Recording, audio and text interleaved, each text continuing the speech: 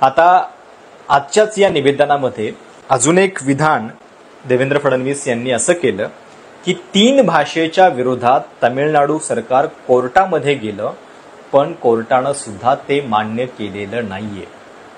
आता ह्याच्याबद्दल खरं तर मी बघत होतो काही गोष्टी सुप्रीम कोर्टातल्या। कोर्टाचा असा कुठेही निर्णय नाहीये की त्यांनी तमिळनाडू सरकारला या मुद्द्यावरती पूर्णपणे म्हणजे द्विभाषा सूत्राच्या मुद्द्यावरती जे त्यांनी लागू केलेलं आहे त्याच्याबद्दल फटकारलंय किंवा त्रिभाषा सूत्रच लागू करा असं म्हटलेलं आहे। उलट धक्कादायक बाब ही आहे की भाजपचीच पार्श्वभूमी असलेला एक वकील सुप्रीम कोर्टामध्ये गेलेला होता आणि अगदी एप्रिल मे मधली घटना ही आत्ताची। त्यावेळी त्यांनी असा दावा केलेला होता की या 3 राज्यांना तमिळनाडू, केरळ आणि पश्चिम बंगाल या 3 राज्यांना कोर्टानं डायरेक्शन्स द्यावेत की नॅशनल एज्युकेशन पॉलिसीच्या अंतर्गत 3 लँग्वेज फॉर्म्युला हा त्यांनी स्वीकारला पाहिजे। पण त्यावेळी सुप्रीम कोर्टानं त्यांची ही बाब जी आहे ती मान्य केली नाही। म्हणजे याचिकाकर्त्यांचं म्हणणं होतं की या 3 राज्यांना तुम्ही कंपल्सरी 3 लँग्वेज फॉर्म्युला ऍक्सेप्ट करायला सांगा, पण ती गोष्ट सुप्रीम कोर्टानं मान्य केलेली नाहीये। एकीकडे हा असा निकाल असताना तमिळनाडू सरकार कोर्टात गेलं होतं आणि त्यांचं सुप्रीम कोर्टानं ऐकलेलं नाहीये असं जे देवेंद्र फडणवीस सांगतायत ते पूर्णपणे चुकीचं आहे आणि हे महाराष्ट्रातल्या जनतेनं नीट लक्षात घेतलं पाहिजे। आणि म्हणून हा व्हिडिओ जो आहे हे अधिकाधिक लोकांच्या पर्यंत पोहोचवा। आणि ही जी माहिती मी तुम्हाला सांगतोय ती ऑथेंटिक माहिती आहे।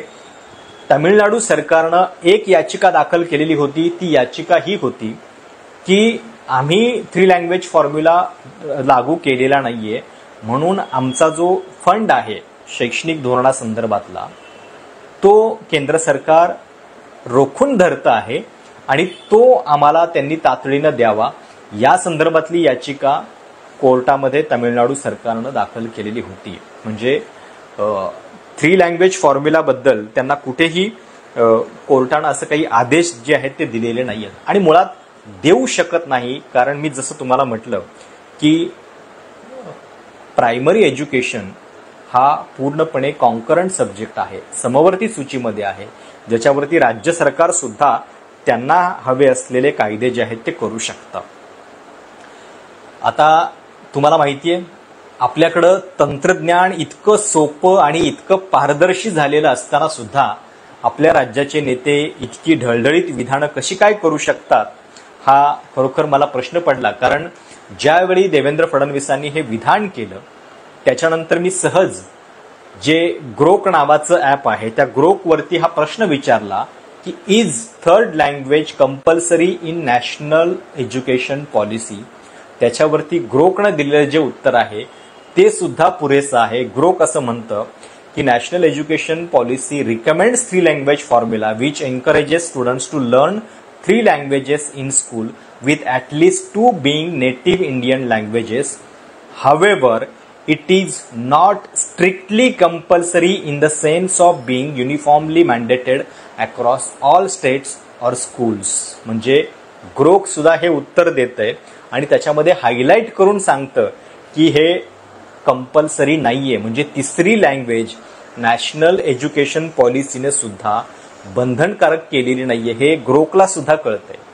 ग्रोक हे अमेरिकन ट्विटर जे आधी या कंपनीचं नाव होतं आता एक्स आहे या कंपनीचं ॲप आहे। त्या अमेरिकन लोकांना सुद्धा आपल्या नॅशनल एज्युकेशन पॉलिसी बद्दल इतकी माहिती आहे, त्या AI तंत्रज्ञानाला सुद्धा कळतंय की हे विधान जे आहे ते पूर्णपणे चुकीचं आहे। आणि तरी आपल्याकडं या नॅशनल एज्युकेशन पॉलिसीचा हवाला देऊन सांगितलं जातंय की त्याच्यामध्ये सांगितलं आहे म्हणून आम्ही हे सूत्र लागू करतोय।